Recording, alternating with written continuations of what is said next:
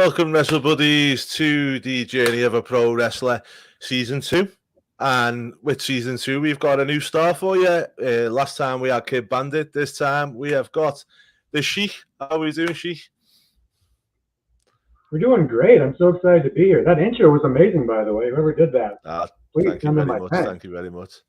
It's actually quite funny because I've seen on your Twitter the other day that you're actually you're having a match against Kid Bandit in not too long, aren't you? Yeah, super soon. I can't wait. They've been he was our season 1 guy. Like, he was really so it's kind of, it's funny how you've took over the second season of Pro Wrestler, and you're going to take him over when you fight him as well. I can't wait. I want to really I don't want to like hurt them permanently or anything, but I'd like to bruise them up pretty good because they're just so Kid Bandit. So wouldn't it be nice to, let's grow them up a little. Let's get them to young adults. Yeah. Let's grow them. That's it, isn't it? Absolutely. Salt of the earth as well. I loved doing this show last time with them. It was brilliant. It's really, really good. I know he's coming over to the UK in October as well, so I think I'm going to go and see him when he comes over. Can I ask, y'all did 4 episodes on the career of Kid Bandit? Mm-hmm. How? Your series was longer than the career. How did you do 4 episodes? How did you stretch that out? Good on you. Do you know what? I'll be honest with you. Kids was really, really good. He speaking about, his transition and everything else. It was really, really interesting, because the thing is as well is it's not just about the wrestling side of it. We like to get to know the wrestler as well, and it's an inspirational story. I mean, if you haven't seen it, episode 4 was just really inspirational. Some of the stuff they were saying and stuff like that was just really, really good. And I'll admit I had so much respect after just coming out and saying everything that he wanted to and stuff. It was really, really good, really good. I'm sure it's wonderful. I don't mean to poke too much fun, but also, 4 episodes for a cup of coffee. How about that? Good on you. Right. But that's what we do. That's what we do. And, well, as I say, we had an interview one time with Jeff Jarrett, and we only have 15 minutes, and the amount of stuff we got out of it blew up everywhere, and it was like, we managed to do it. So we can make it longer or we can make it shorter. We can fit it in whichever way it goes. Well, anyway, let's start it off. So, when you grew up, your childhood, stuff like that, where did you grow up? So I was born in Atlanta, Georgia. Both my parents are immigrants from Iran. And we lived there for a while. Around the late 90s, I moved to California, close to the Bay Area, Berkeley, Oakland, San Francisco. And then there's a company there called Big Time Wrestling that had been a part of the territories in the 70s, like Andre the Giant, Roddy Piper, Pat Patterson, etc. It had very much shriveled down to this tiny indie wrestling company in the Bay. But I grew up in that area. I saw a show of theirs, and I went to their school pretty quick, just to speed through the age of 14. Brilliant. And what was your favorite? Was that what you got you into wrestling, or was it WWE, WCW, anything like that? What was it that got you into wrestling? It was WCW. I was living in Atlanta, so there was a lot of NWA, WCW presence. That was the territory. So Ric Flair and Sting, and even a little bit the Iron Sheik. He had like a small, brief WCW journey. I watched that VHS from a Blockbuster video because I'm that old. And so I kept watching WCW, and when I could, I'd watch WWE. I didn't have cable, so it wasn't that often. I was lucky enough to come across Smoky Mountain Wrestling and ECW because it came on the public access where I lived. But it was kind of like Shawn Michaels in '95. Hi, someone said hello. That was so nice. I saw Shawn Michaels do. This is really exposing too, but it's something I think a lot of wrestlers can relate to. A lot of us, we really need attention. I saw Shawn Michaels get kicked in the head by Owen Hart on Raw and fall over. I was a big Shawn fan. I was worried. I also was like, is this, on the level? But what was real to me is I'd see the whole arena. They showed the crowd for 20 minutes. And they were crying. It was real emotion. People actually cared about Shawn Michaels. And the idea that these things we do in a wrestling ring could not just be exciting or cool looking, but make people feel deep emotion really stuck with me. So, yeah, I loved Ric Flair versus Ricky Steamboat. I loved Sting. I loved comic books, but that moment with Shawn Michaels. What's that? What Sting? What Sting did you like? Did you like the Crow Sting or did you like the Surfer Sting? Which was your favorite? I liked what I call the Bart Simpson Sting, which you call the Surfer Sting. He had the spiky hair. And it was very much the era. I thought that was great. I loved the different face paint, the colors, the jackets were badass. How he was like kind of the most high flying, but also the strongest wrestler on the roster. It was amazing. I loved it so much. Stang, as we said in Georgia. Yeah, Stang. Oh, he's managed to reinvent himself time and time again, hasn't he? So it just shows you how much of a guy he was. Like, even to this day, he's still a massive draw, isn't he? Have you ever managed to meet him? I've never met Sting, no. It's kind of, I try not to meet my heroes because it more often than not goes wrong. But I think with Sting, like, he's really proved the test of time. He's shown not only the ability to stay current and relevant and entertaining, but he didn't like start wearing all these like white supremacist T-shirts either as soon as he retired, like some people. Whatever he does. So I appreciate that too. Good on him. Yeah, and I love WCW as well. It's like it was the same over in England. We used to get it on the public channels rather than on the Sky on the cable as well. It was the same with WWE. We used to get that on the cable and stuff. But it was really, really good shot. It was sad when it pulled over, wasn't it? So when did you actually turn around and say to yourself, okay, well, I'm going to turn this from being a fan to, right, I'm going to go out and do this now? I knew when I was 5 and I watched Ricky Steamboat versus Ric Flair. I was like, oh, this is it. This is the coolest thing I'll ever see. And if I wasn't, as I said, not then when I saw the Shawn Michaels moment, I said, no, there's really a deep thing here that I want to learn. I want to be a part of. So right then, I was training by the time I was 14. I already knew. I knew not to tell people as well. I'd tell them, oh, yeah, I want to be a doctor, because that's what they wanted to hear. Nobody wants to grow up to be a doctor. You become a doctor because you're taught that that's good. But, we want to be superheroes. We want to be entertaining. I think, maybe some nice people do want to help. But, no, I just lied to people. Yeah, I'll be a doctor. But I always knew I'd be a pro wrestler. Oh, and what was your parents' reaction when you said you wanted to be a pro wrestler? My mother had passed away by then. She passed when I was 9, but my father, like, he didn't love it. That's for sure. He would always say, "This is, it's fine for a hobby, but you're gonna have to get a real job." And I'd be like, "Oh yeah, totally, I understand." But I was lying to him, so it worked out well for me. And when you first started, was the Dark Sheik character always something that you had, or was that just something that you built over time? I wanted to be Akuma, or some Persian word like Akuma, maybe Jin. I don't know. But I loved Tajiri and the karate pants and that pleather shine look with the sash hanging off. That's where I wanted to go. Be this Iranian Tajiri, basically. Maybe a little bit of Muda in there too. But my trainers were, well, I started wrestling when I was 16, my first match, right after I turned 16. So they told me you have to wear a mask because they didn't want to get in trouble for beating up minors in the ring. So I had to hide that I was underage. And as soon as I turned 18, they're like, well, you speak Farsi, you are Iranian, you're going to be a sheik. So I'm like, that's Arab and that's from the 80s, but like, I guess, like, if that's what gets my foot in the door. And they're like, and here's some Sabu pants, we got you a sash. And I was like, well, shit, I guess I'm a sheik. And I always knew that I didn't like it, but I would do it to get my foot in the door, and I could always change it later. So I was Sheik Kannabadi, which is a playoff of my last name, Kannabadi. And, like, thank God, because the names they were pitching were, like, Osama this and Bin that and Sim. Like, they were pitching me the most racist garbage.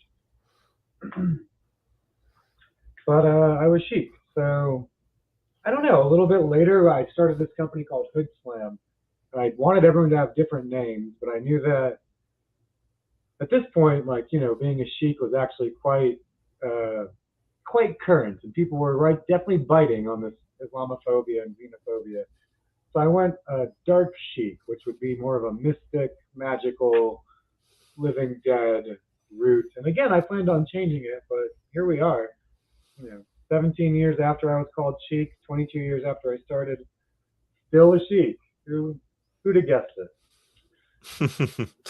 And how would you find, like, with the there's not many Iranian wrestlers about and stuff like that. Do you ever get any messages from Iran or anybody contact you, stuff like that?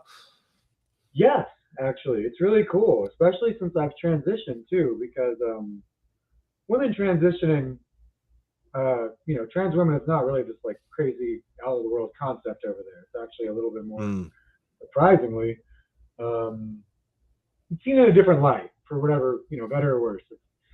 So a lot of fans have reached out to me. A lot of family has reached out to me because most of them are over there.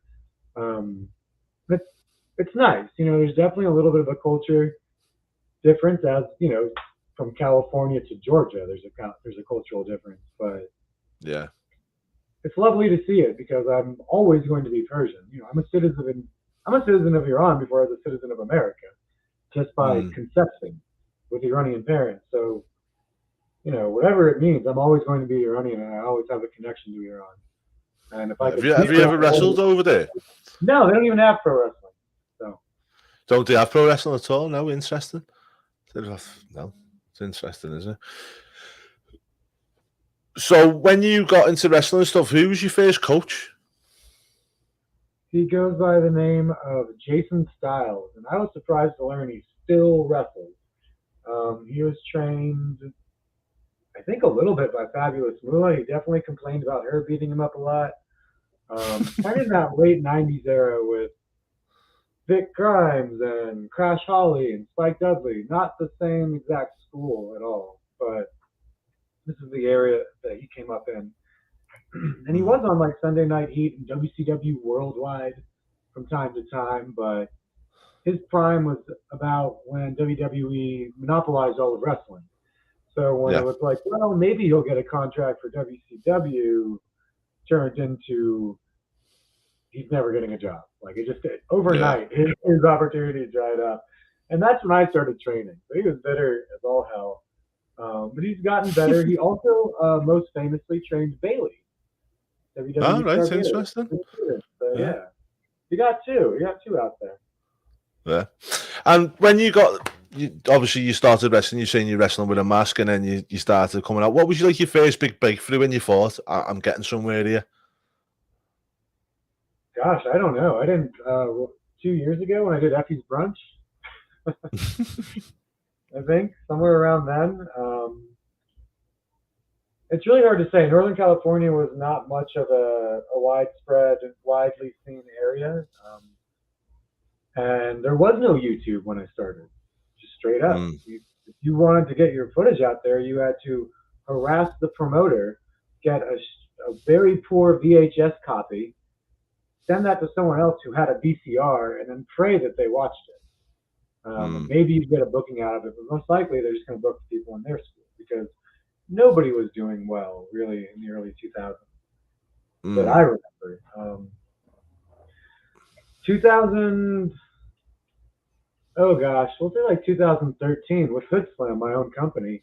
I traveled around the country and done shows in a dozen states, but it's still just very, it was just pushing that boulder up the hill, but just seeing it pushed back down every show. So when I started Hoodslam, it started to gain traction as this counterculture, not wrestling show.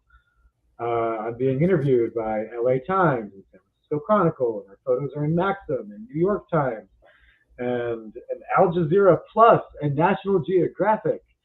And it's just, I'm in the newspaper in my hometown. I'm on, I was like, oh, okay, I guess, we're getting somewhere. Also, I'm making a living through wrestling, which has always been the goal. So it wasn't to get to WWE. Sure, I'd love to hold the title up and look at it all deep and meaningful, and all the fans know I fought for it for 25 years. Even if they hate me, they're nodding like you earned it, like they don't do anymore. But like happened to Dolph Ziggler last, I guess.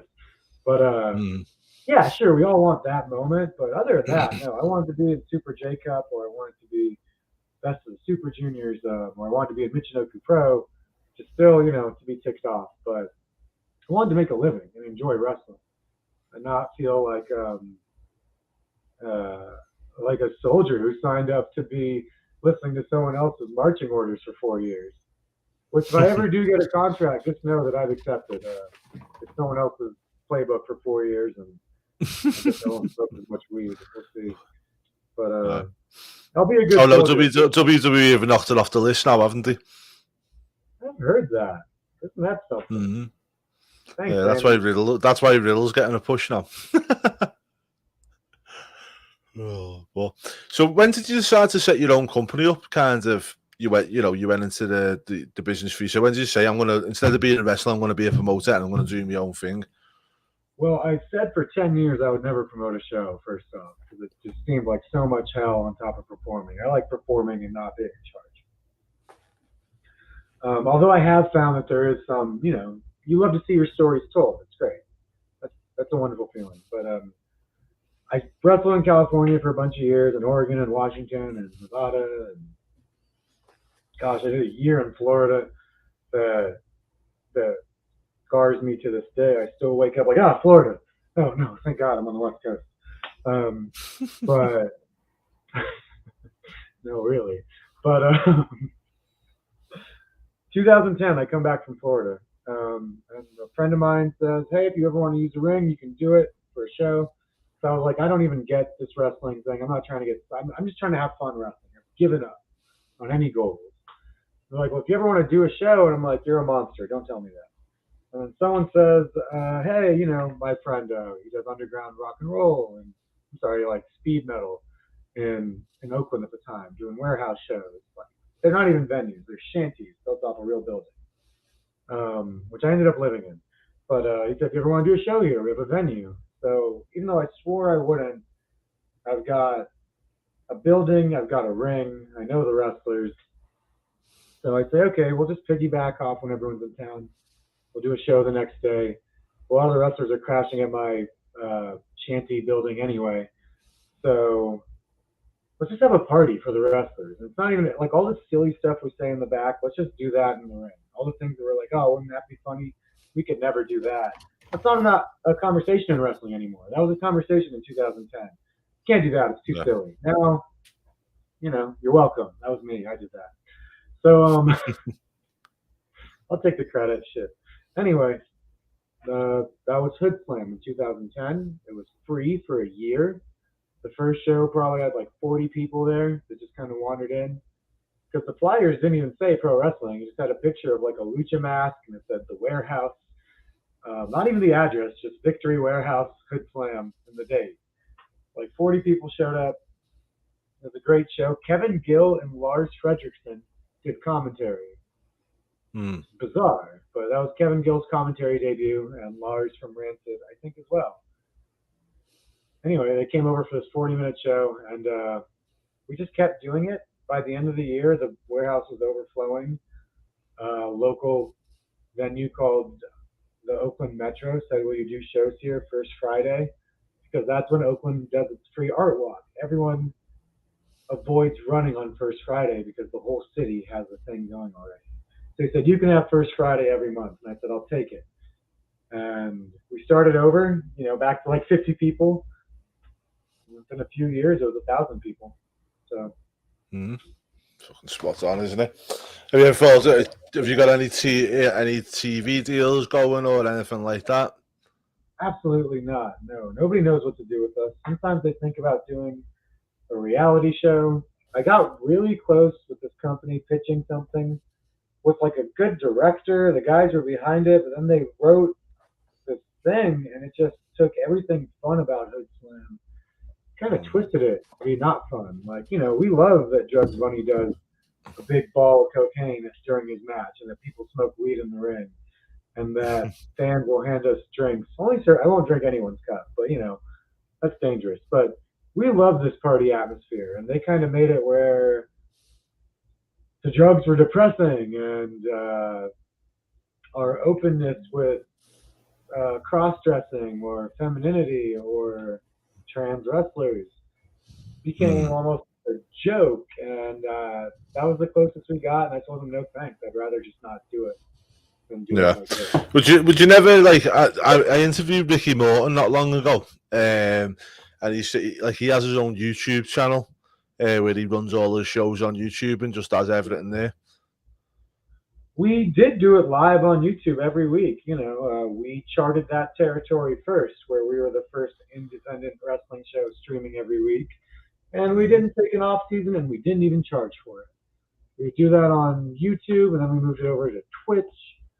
And now that we're not running every week since the pandemic, we have put our shows on Fight TV. So there's not really like a hub. It's kind of more, it's turned more into a concert than a weekly soap opera, as it used to be. There are still threads, but our shows are separated by a lot more time.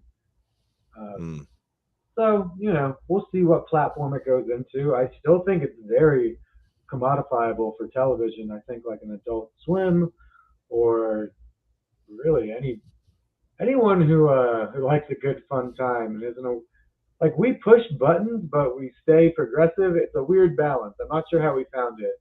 Kind of on accident. I think it's because it comes naturally. It's the only reason it works. So, that's how they should. There's definitely a place for it, though, isn't there? Do you know what I mean? I always say, like, even if you look at, I always say Jackass and then Dirty Sanchez. Yeah. Did you ever see Dirty Sanchez? No, I missed that one. So Dirty Sanchez was like Jackass, but a crazier version where they'd like snort whiskey up the noses and stuff like that on it. They were crazy. They were just Welsh lads who were nuts. It was an absolutely crazy show. I'd have a little look at it on YouTube, but they were like the extreme of Jackass. Do you know what I mean? They take what Jackass done and took it to the extreme. So, even in that sense, there's always kind of a different format for people. There's always like there's no attitude there no more and stuff like that, and people still want that content, don't they? I think absolutely. And the other thing that we offer that WWE has gotten better at is consistent storylines and continuity and character growth. People change and stories happen and payoffs are delivered. And there's a reason that thousands of people come to Hoodslam without any advertising or any name. So if we can do that just by word of mouth, just imagine what a little push could do. That's it, isn't it? And that's all you need to do is get somebody behind you. So just to go back to when you first started, you started in post 9/11 world. Did you find any doors getting closed on you or any of that because of that, like Islamophobia because of what had happened and stuff like that? Did you find anybody or like kind of harder to get in? Yeah, actually, I wrestled a couple matches before 9/11. My name was Persian Tiger, and they told me you have to change your name. And I said, why? Persians didn't have shit to do with 9/11. They said they don't know that, and you're too small to be a heel. If you're Persian, you're gonna have to be a heel because they'll hate you. So we're changing your name. And I was like Tiger Kid, and then that's exactly why I had to be a Sheik. I mean, my people in my school before I got there were dressing in a mask and being the Arabian assassin. They would get any white guy with a beard to be Persian, to be a Sheik. So that still happens. I mean, Well, even today, yeah. Yeah, I mean, fuck. What was the last Sheik before me you knew? It wasn't Iron. Yeah. They were probably a white guy. Or maybe an Italian. I don't know. They definitely weren't almighty. So I'm going to stop. I told myself I'd stop picking on that guy for his brown face. Because he's turned a page and so will I. But it's insulting when you see someone come out with a camel on their tights and they're speaking gibberish and everyone's booing them, and I'm a child in the back with a baseball hat on pulling it down so they don't attack me for this person's Islamophobic representation. Also, it sucks. We're so dying for attention, and when Muhammad Hassan happens, I'm like, tight, one of us. I know he's not Iranian. I know he's not even Arab, but we need it so much. And his initial approach was actually quite he's like, I'm an American citizen and you're treating me wrong because of some people in a different country. That was really refreshing to hear. He still was the heel, but he still was an Italian guy, but like representation, I'll take it. Yeah, it's fucking mad, isn't it? Because over here in the UK, there's like, it's not like that, but I've noticed with the like the American kind of, even in films and stuff like that, is it's kind of, they still have this Islam kind of phobia, or make the, oh well, the bad guy can be this, do you know what I mean? And I just don't get it really. As I say, we've got one of my very, very good friends, a Muslim guy, Abdul. He's a great guy, and see him all the time. Like, and some of the most peacefulest people. Sure. Do you know what I mean? Yeah. I mean, I think before there was a really easy way to paint it as this religion of violence, but as you can see, at least in this country, the United States, there are religious extremists of all kinds, and it is not just over there. We've been doing it here. Oh, we get them over here. We had the the Catholics. Obviously, I'm a Catholic myself, but we had the Irish Catholics bombing Manchester, Warrington back in the day. With the IRA, because it was the trust me. It's as I always say, it doesn't matter what religion it is. There's fucking loops all over the place, isn't there? Yeah, I mean, bombs don't have a religion. Gasoline is non-denominational, and so is gunpowder. So, oh, as I always said, I was in the army, and I've been in seeing everything firsthand, and I always used to say to myself, if there was no religion, there'd be no war. We fight over something, I'm sure. As long as there's, prove me wrong someday. I'd love to be wrong, but although I did start a religion, I'm actually stepping on my own toes here. So did you? I am the high priest for the Church of Wrestling. That's an official religion. I've done my paperwork. Like, we're legit, as legit as any other religion in this country. We count. Did you know in the UK there is actually a religion where you can be a fucking Jedi? So that was actually an inspiration for me. They in Wales religion. Yeah, well, in Wales, there's an actual Jedi temple, and there's people that go there, and their religion is Jedi. It's right, I guess. I mean, if it brings them happiness, why not? I know. As we always say, there's going to be a religion to Darth Vader, and now they're going to go to war. It's the inevitable outcome.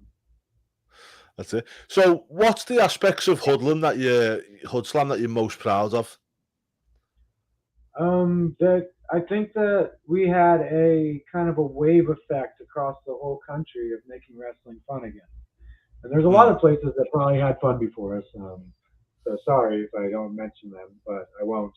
But we showed that you can do cosplay and cross-dressing and marijuana and a 21 and up show. I don't think we're the first one to do that, but I've also wrestled at a bar where they let kids in.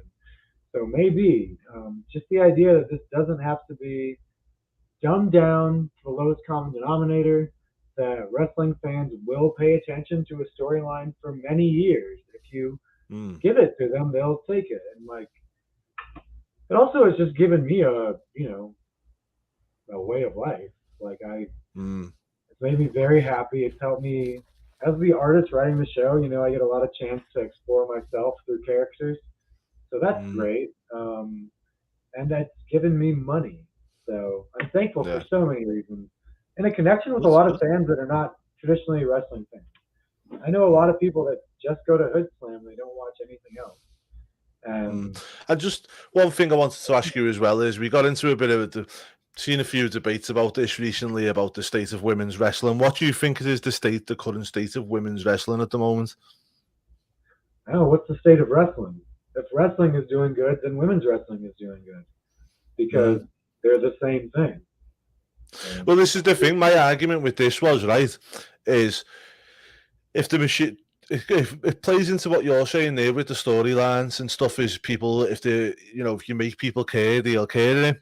And I was saying this, my attitude towards it was, well, we've had main events with Becky and Ronda and stuff like that, and because they've done such a good job of building it, it's made me fucking care about it. It's made me care. And then there's been male matches where it made me care. But then on the flip side of it, there's been other stuff where I think it's been lazy booking. And I'm like, oh, I'm not asked about that. Do you know what I mean? Like AEW, for instance, at the moment, I don't think they're doing a great job with their women because... and also I feel like Britt Baker has really shown what she's done well when she had that belt, because since she's lost that belt, Thunder Rosa is a really, really good wrestler. But the AEW haven't done a good job of making me want to see her matches in terms of why should I care about this story? Do you know what I mean? Yeah. I don't know. Maybe they can find a way to get that connection. I'm sure Thunder Rosa can make these things more interesting, because it can't just be that I'm Thunder Rosa and I want to be the best every day. Eventually, it has to be, this is about someone else, not just about... I'm not trying to make it sound shitty, but it's got to be, it's not just about me. At some point, I know, I know.